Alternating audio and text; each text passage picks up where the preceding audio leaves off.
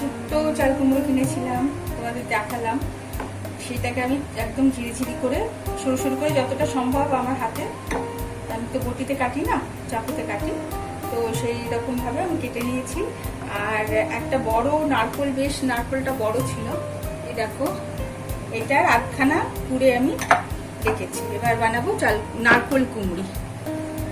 হয়ে গেছে, এটা হবে রিফাইন্ড অয়েলে।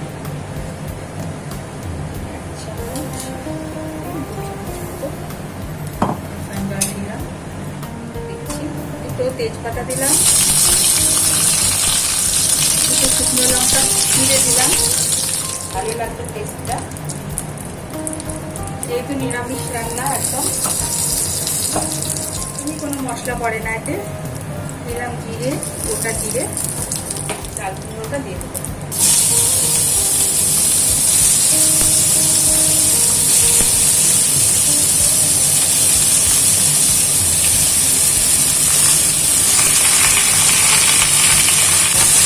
হলুদ করবে না, চাল কুমড়ো থেকে জল বেরিয়ে চাল কুমড়োটা যখন মজে আসবে তারপরে নুন চিনি দেবো।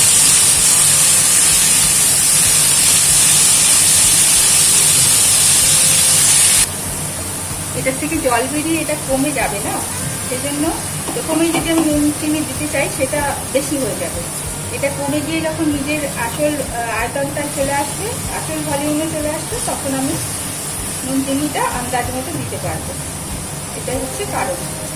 দেখো জল বেরোনো অলরেডি শুরু হয়ে গেছে।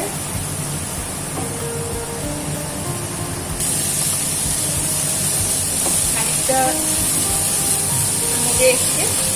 এবার আমি নারকোল কোড়াটা ওর মধ্যে দিয়ে দেবো, পুরোটা দেবো,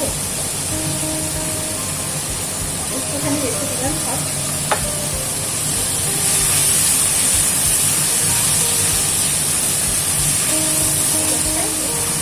আমি নুন চিনি দিতে পারি।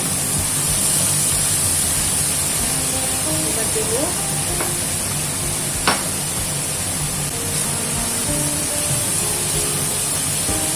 এটাই জল দেবো না, নিজের জলেই নিজে খেতে হবে।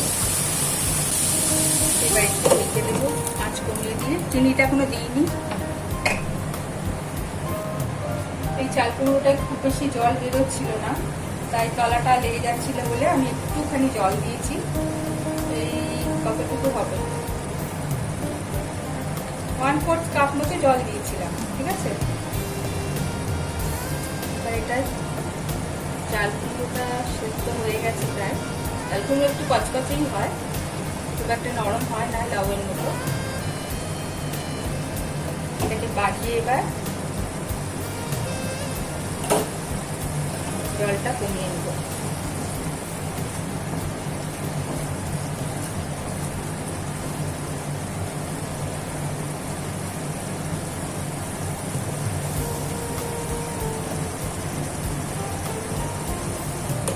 চেটে দিই।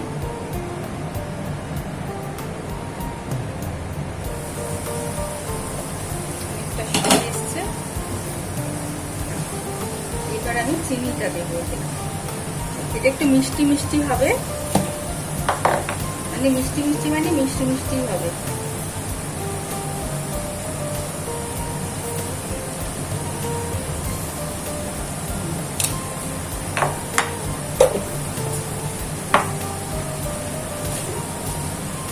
তবেই ভাল লাগে, তাই যেহেতু নারকোল আছে না, আমাদের টেস্টে এটাই ভাল লাগে। নারকোল কুমড়ি রেডি। গরম ভাত দিয়ে খুব ভালো লাগে। নিরামিষ দিনে অবশ্যই বানিয়ে।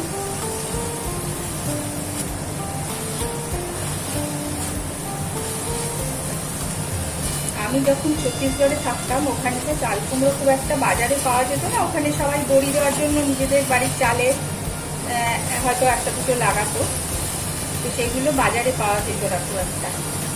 এখানে তো বাজারেই পাওয়া যায়। তো এখানে এসে ওই জন্য আমি এটা বানাচ্ছি। ওখানে আমি খুব বানিয়েছি বলে মনে পড়ছে না, আমার একবার বোধহয় বানিয়েছিলাম। লাউটাই পাওয়া যেত, তাও লকি, লম্বা লম্বা শক্ত শক্ত লকি। এখানকার মতন ওই বটল গোট যাকে বলে আসলে কলসির মতন, সেই লাউগুলো ওখানে পাওয়া যায় না। তো এতদিন এই সমস্ত বাঙালি খাবার খুব একটা খেতে পাইনি, এখন শখ করে বাজার করে আনছি। ব্যাস, এটা হয়ে গেছে।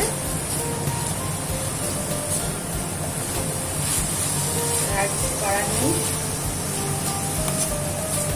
ব্যাস গরম ভাত দিয়ে পরিবেশন করে একটুখানি আমি গ্যাসের উপর রেখে দেবো।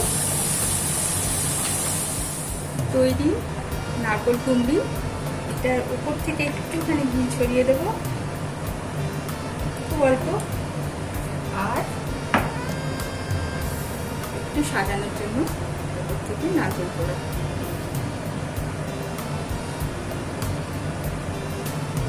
ব্যাস তৈরি। গরম ভাতের সাথে পরিবেশন করো নিরামিষ নারকোল কুমড়ি।